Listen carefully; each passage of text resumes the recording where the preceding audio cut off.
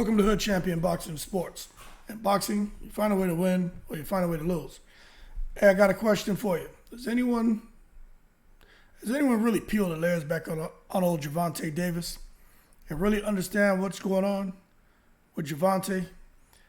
Now, if you really pay attention to it, you can see that Gervonta Tank Davis, we could actually call him Gervonta Tank Joshua or Gervonta Tank Fury, because he has a whole lot of similarities to Anthony Joshua and a whole lot of similarities to Tyson Fury.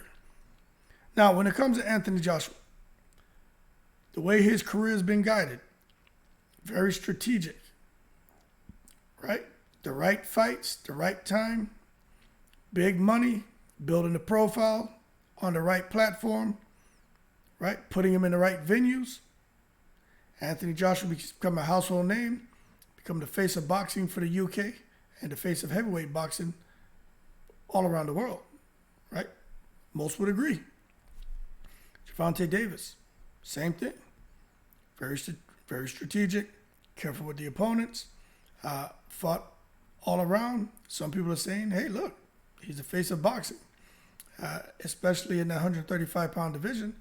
But maybe the face of boxing, after Canelo, maybe he's that guy.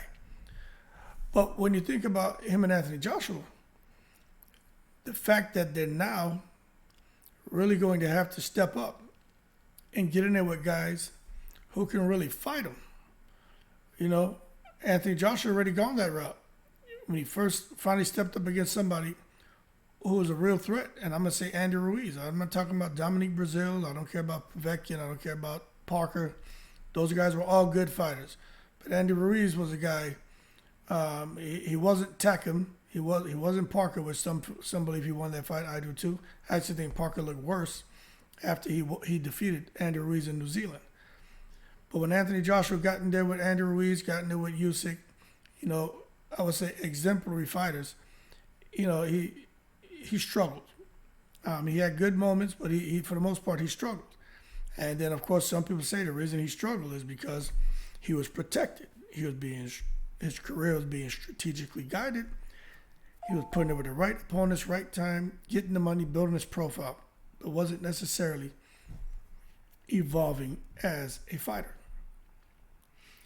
Now, that's not my opinion. What I'm doing is just having a conversation.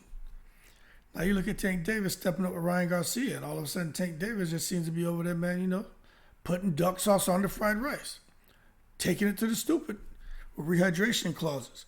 It's like a hint of fear maybe coming from Gervonta Davis, a fear of losing, because he's now being forced to fight a prime, young, hungry fighter, and Ryan Garcia, and then his next fight, it should be another prime, young, hungry fighter if things go the way I think it's going to go and the WBA makes him the mandatory to Devin Haney. And you can see Tank Davis, in my opinion, maybe showing a few kinks in his armor.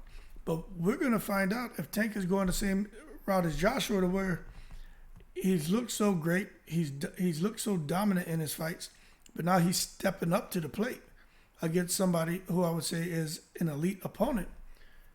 And we're going to see how he fares. Is he going to end up going down faster than a plate of Alabama barbecue, like Joshua did against Ruiz?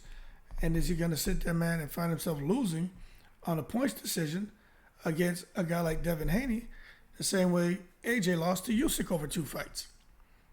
So those are the real questions that I have, and those are the real questions I think people should be asking themselves. If you're really a boxing fan and you watch boxing, and you think you have the knowledge to come out here and have a conversation about Tank Davis, well, have you peeled those layers back? Have you drawn that comparison, those parallels? These are fair parallels, fair comparisons.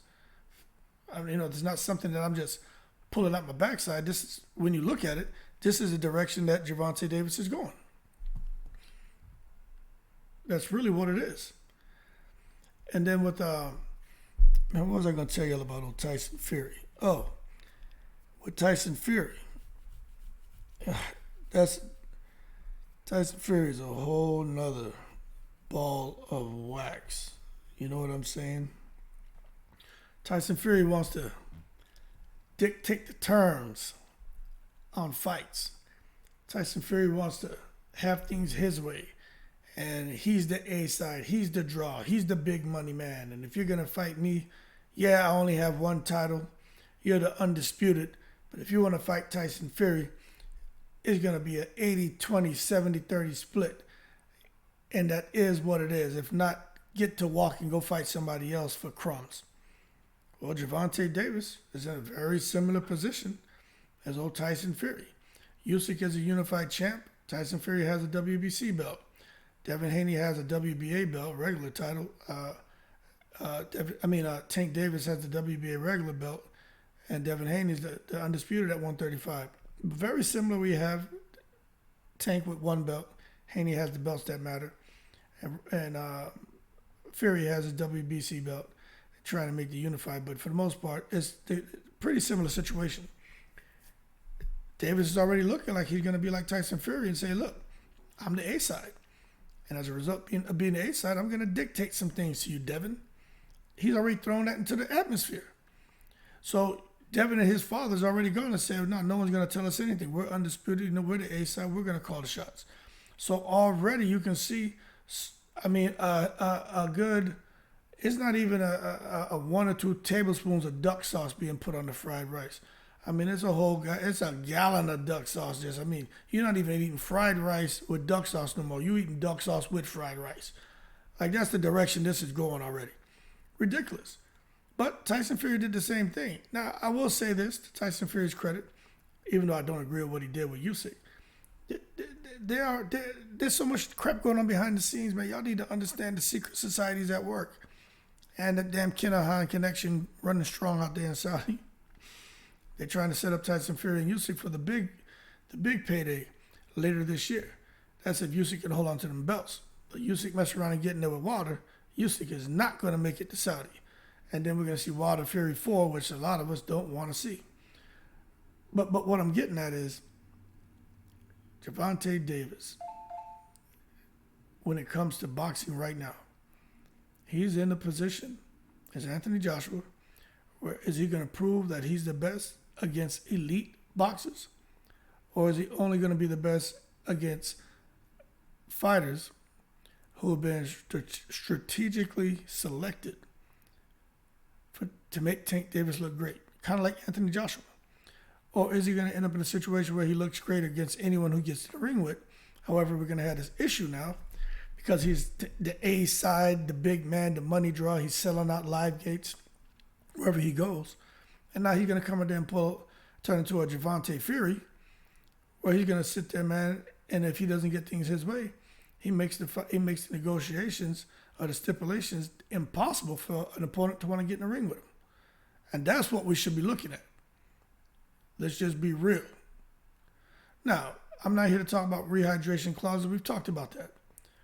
But when it comes to old Gervonta Davis, I think this is a pivotal moment in his career where we're going to see him as the great fighter that we all believe he is, who takes on all challenges, makes them look like they don't belong in the ring with him, and he goes on to greatness and gets in the Hall of Fame.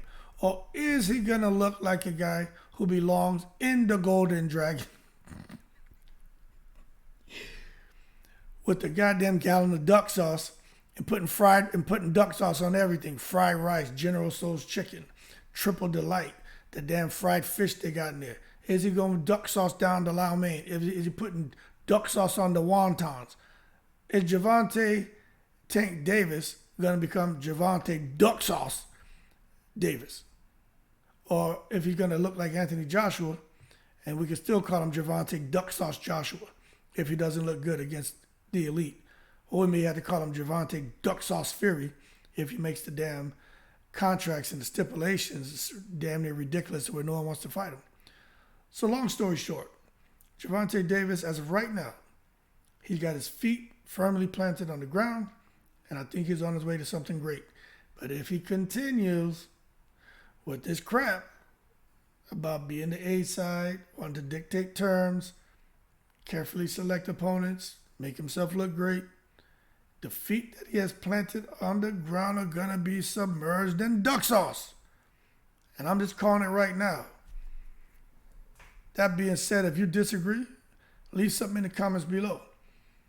But forget the fact that I'm being humorous about all this. The reality is, Anthony Joshua is where it has gone to where Gervonta Davis is about to go. Is he gonna flail like Joshua? Or is he gonna rise to the occasion? He's also in that same arena and he got 1 foot in there. Soon they have 2 feet if he beats Ryan Garcia, where he's gonna be like Tyson Fury. That the man in that division, although he doesn't have all the belts, he's the man. He's the draw. He's the big money guy. Is he gonna come out here like Tyson Fury and decide he's gonna just make things impossible for negotiations? And if fighters don't want it, they can move on, and he'll go on and fight somebody else and make a lot of money, but really doesn't raise his profile because he doesn't need to. So that being said, y'all keep cool. I'm about to go exercise. And matter of fact, I'm going to eat a little Chinese food today. And just to let you know, I'm putting sriracha on there and soy sauce. I will not be putting duck sauce on my fried rice. Y'all keep cool. Shout out to the veterans, all 7 continents. I'm in the breeze.